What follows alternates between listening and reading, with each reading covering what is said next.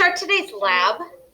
We're going to have just a brief introduction to fungi, because this is a kingdom we really don't spend a lot of time talking about anywhere else. They're not plants, they're not animals, they're something different. So we're going to talk a little bit about them, and I'm also going to introduce you to some of the specific facts about the fungus that we grew on our plate so that you kind of understand what's happening. The slides that you're going to see today are not printed in your note package for the simple fact that I forgot they were in a separate presentation for this lab.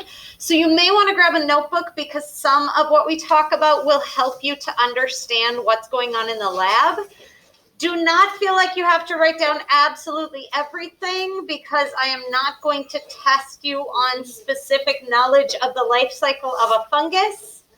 But you will want to know some of this so that you understand what you're looking at in the lab, okay?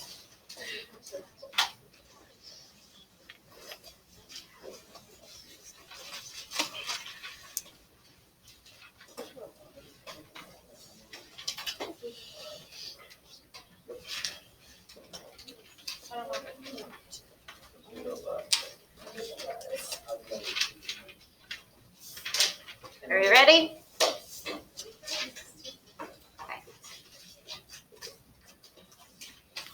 So fungi are their own kingdom of living things. When we classify living things, we divide living things into 3 domains. 2 of those domains are completely types of bacteria. And the 3rd domain is everything with eukaryotic cells. And then from domain, we break it down into kingdoms. So there's the animal kingdom and the plant kingdom and the fungi kingdom, which is the one we're talking about today. So those are some examples of things that are in this kingdom. All fungi, like I said, are eukaryotic. They're in the domain eukarya, which means they have a nucleus in their cells, like animal cells and plant cells do. The DNA is enclosed in a nucleus. They are heterotrophs, which means they cannot make their own food. Fungi are similar to animals in this way. They can't do photosynthesis. But of course, fungi don't go out there and eat other plants or animals while they're alive. They're mostly decomposers. They absorb nutrition from things that are decomposing. Some of them also have symbiotic relationships with plants and kind of exchange nutrients there. You might remember we talked a little bit about those in first trimester. But the majority of fungi are decomposers and get their nutrition from things that are decaying. They do have cell walls, so that's how they're different from animals, but similar to plants. The molecules that make up their cell wall are different. Plant cell walls are made of cellulose. Fungi cell walls are made of this molecule called chitin. It's a different type of structural polysaccharide that builds their cell walls. Most fungi are multicellular, but there are some that are unicellular. Yeast is the example that's listed up here that exists as a unicellular fungus.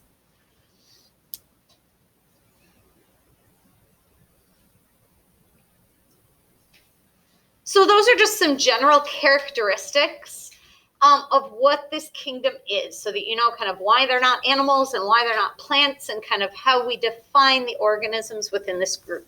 These are the characteristics that they all share. The type that we're going to be looking at today is in a group. You don't need to know that word up at the top, but it's in a group of fungi called Ascomycota. That middle part that's in red literally means sac fungi. They kind of form a shape like a bowl or a bag for part of their life cycle. And so as we go through and look at these fungi today, we're going to be talking about the processes of fertilization and meiosis like we talked about yesterday.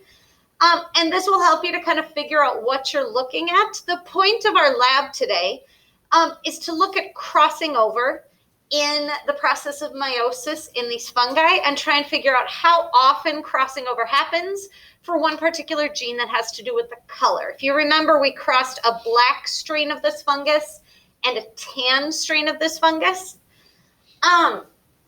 Many fungi have a life cycle similar to this, though there are slight variations amongst different kinds. So this is specifically the one that we grew, or the group of fungi that we grew. Most of their lives, they exist as haploid dikaryotic organisms. So this thing right here, which is kind of the biggest structure that makes them up, that's kind of what we see when we look at the growing part of this fungus that's above the ground. It's haploid, and it's also dikaryotic, which is a word that you can probably figure out what it means, even though it's probably not a word you've heard before. So I want you to turn to the person next to you, remind each other what haploid means, and when you look at this word, think about prokaryotic and eukaryotic. Think about what that karyote part means, and think about this prefix di and see if you can predict what that word means. Turn and talk about that for a minute.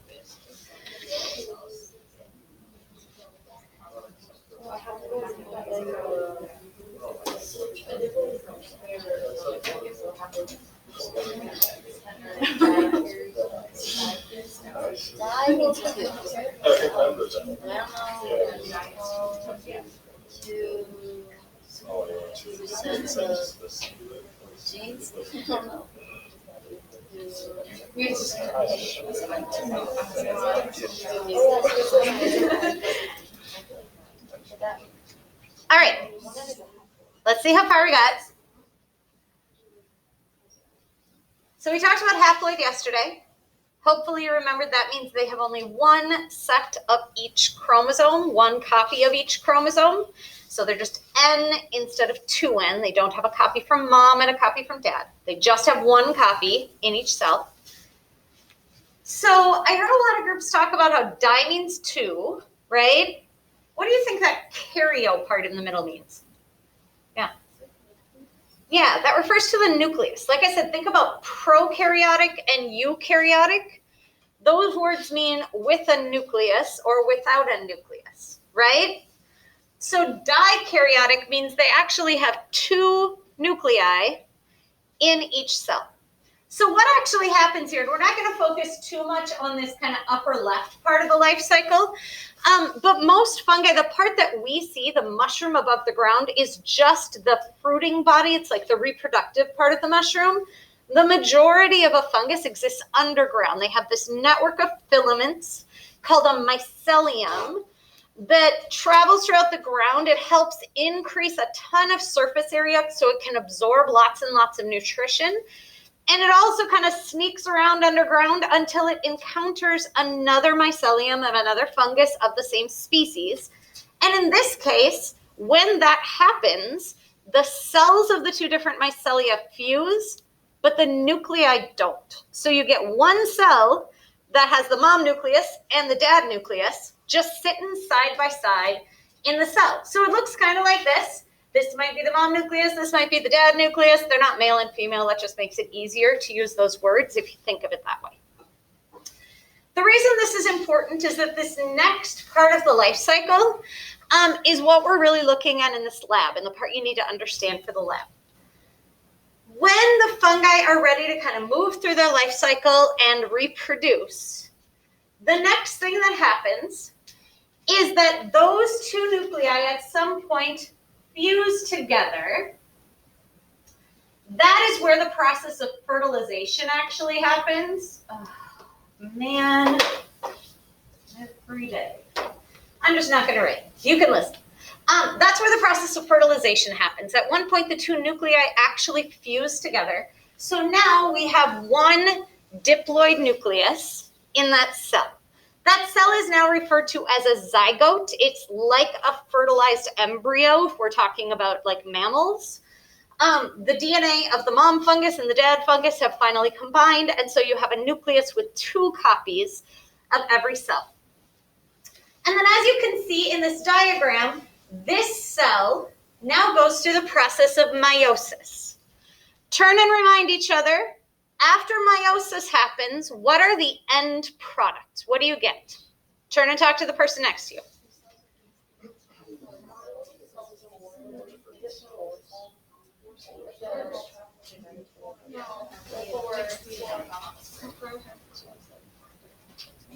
All right, how many cells do you get? 4. In this case, it's actually just the nucleus that's going through meiosis, not the whole rest of the cell, but we end up with 4. Are they diploid or haploid? Haploid. And are they genetically identical or different? Different. So meiosis happens, and so then we end up with 4 haploid nuclei that are all a little bit different. Like I said, in this particular fungus, the cell itself isn't dividing yet. We have this long, skinny cell that's got 4 nuclei in it that are haploid. Then those 4 nuclei go through the process of mitosis. Turn and remind each other, what is the end product of mitosis? How many cells? How do they compare? Turn and talk.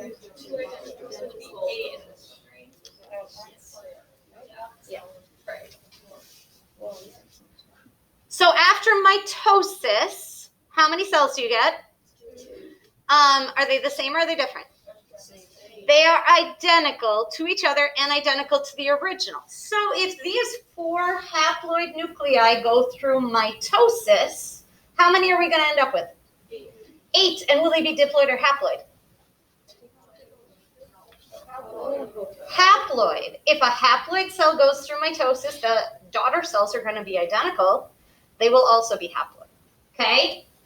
So at the end, we get these 8 haploid cells that are called acospores. Those are the cells that then are going to go on and continue the haploid part of the life cycle of this fungus, and eventually they will kind of disperse and grow into new mycelia until eventually they encounter a different one and they can fuse and the whole cycle can kind of start over. This fungus does also have the ability to reproduce asexually. That's this little side circle up at the top. We're not going to talk about that because that's not what we're focusing on in this lab. But the important thing is, in this lab, you are going to be looking at these sets of 8 acospores, 8 haploid reproductive cells that these plants have produced. And this is kind of the process that created them. Questions? All right. So we are going to use a specific species. The species that you grew is called Sordaria. And we're going to use this to observe crossing over of the gene that determines color. And here's how we'll be able to tell. So first of all, this diagram is showing the same thing that we just talked through. So we start with the zygote. That's that fertilized when the 2 nuclei fuse, so it becomes diploid. It goes through meiosis first to end with those 4 haploid nuclei, and they go through mitosis to produce 8. Okay, so this is the same process we just looked at. But this diagram shows you how we can factor the color in there. Okay, so in this diagram, the genes for spore color are on homologous chromosomes. Of course, the same gene is found on those 2 homologous chromosomes. And in this case, we're saying if we have a hybrid fungus. Hybrid means it got 2 different genes from its parents. So here, this right here is a hybrid. Oh, I can't write when it's like that. Sorry, this really sucks. This is a hybrid zygote because it got the tan gene, that's the orangish one, from one parent, and the black gene from the other parent. When the DNA replicates, it forms chromosomes that have 2 copies of the tan, 2 copies of the black. And then through the process of meiosis, if there's no crossing over, so we'll follow this left-hand path first, those 2 homologous chromosomes first separate during meiosis 1, so you have both of the tan genes in one and both of the black genes in another. And then in meiosis 2, they each separate into a different one of those acospores, so you end up with tan, tan, black, black. They then go through mitosis, so you end up with 4 tans in a row at the bottom and 4 blacks at the bottom. Everybody follow so far? If crossing over does happen, though, if we follow this one on the right, if crossing over happens at the beginning, you can see at the bottom of these cells that it's switched to black and a tan. So now we have tan, black in this cell. And so as they get separated during the process of meiosis 1 and 2, we end up with a tan and then a black and then a tan and then a black. And then when they go through mitosis, instead of having 4 and 4, we end up with this pattern of 2, 2, 2, and 2. Does Does everybody make sense? Does that make sense to everybody? Because these, at the bottom of the screen, that's what you're going to be looking at under the microscope today. And that's how you will be able to tell, is by looking at whether you have a 4 and 4 pattern, or if you have a 2, 2, 2, and 2. Yes? Can you just like put this slide on Classroom? So it is in the lab. It's in like the actual lab document. Yes, because this is kind of the key thing to understanding what you see. The other thing I will tell you is occasionally you'll see one that is 2 and then 4, like 2 tan, 4 black in the middle, and then 2 tan at the end. That's still crossing over, but it's like crossing over between 2 different chromatids.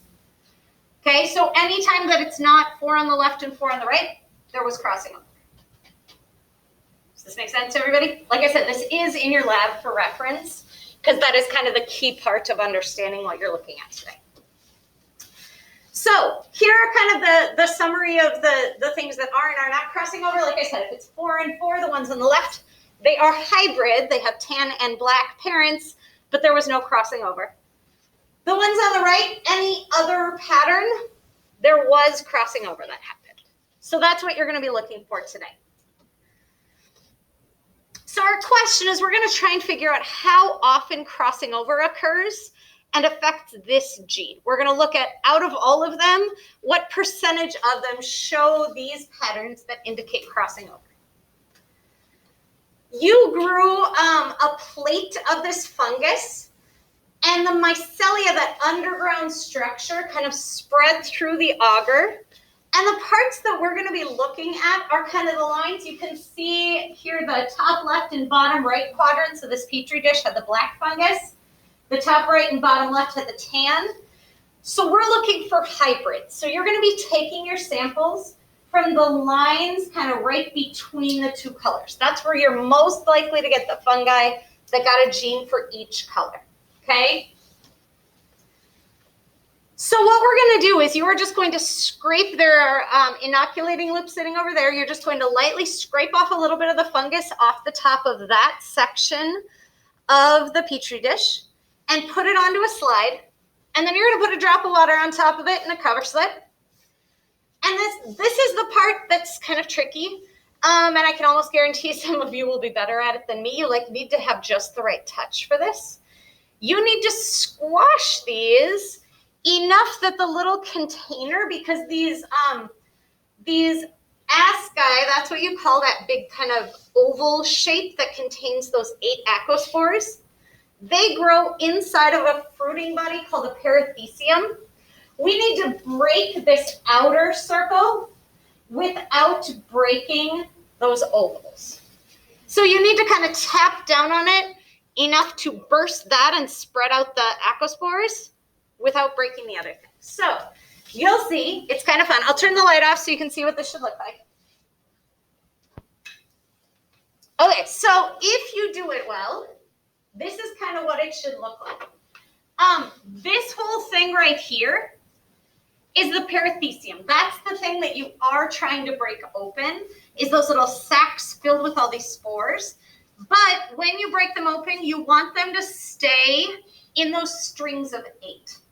If you look through the microscope and you just have random spores sitting all over the place, you push too hard and everything got broken, okay? And we have to try again. But if it works, you will see that ascus, that's that long line of spores, that's made up of those 8 individual acospores, okay? The ones that we are looking for are perithecium that are hybrid. And so in this picture, you can see this one way down on the bottom left, they're just all black. This is not one we're going to use to collect data because this did not have a tan gene in there at all. So we can't tell if any crossing over happened or not. Same over here, this one is all tan over there on the left. We can't use that for data collection. There's part in your lab that asks you to sketch just to label some of this vocabulary. And so something like this you could use to sketch and label, but you can't actually count and collect data. We need to use this one in the middle. This one is hybrid, and we could use that one to collect data because here you can see this one was not crossing over. This one, there was also no crossing over. Let's see if we can find one where there was. Here, there's only 2 dark ones, and then 4 light, and probably 2 dark under here. So that string right through there did show crossing over, okay? So here's kind of a slightly better picture of what a really, really perfect one would look like. If we make several slides in class and we don't find very many hybrids, or you don't get one that looks good enough to really gather data, we'll use your slides to draw the sketches, but there is another picture similar to this provided in the Google Doc that you could use to collect data if you need to. Okay, if we can get some good slides in here, that's better, but if you have to use that picture, we can. Because here you could go through, and the data that you're going to collect, we want to know how often crossing over happens. So we basically want to calculate out of all of these ASCII that formed, how many of them show that crossing over happened, or what percentage. So we'll go through and gather all that data and say this one did not have crossing over, it's not recombinant, but this one was. And this one was, because it's 2 tan and then some black. And this one was not, and this one was not. And so you just kind of tally how many have those crossing over patterns and how many do not. You don't need to tally that. Nope, you just need to say crossing over or not. Other questions? Okay. So, we're going to start talking here about how to actually make these slides and do the lab. People who are at home, we have to look at these through a microscope. That is not something that we can easily pull you in and share with you. So there are some images attached to the Google Doc that you can use to gather your data and make your observations and your sketches. I will tell you, I realized right before class today that the first link, the one you're supposed to use for your sketch, is wrong because you can't see all the parts. So there's another one in the instructions of the classroom post that you can use for that. So the 4 of you can sign off at this point unless you have any questions for me, and go pull up that Google Doc and just start working on the lab. Any questions from people at home? All right, so you guys can head out and go ahead and do the lab. We're going to make some slides and gather our data in here.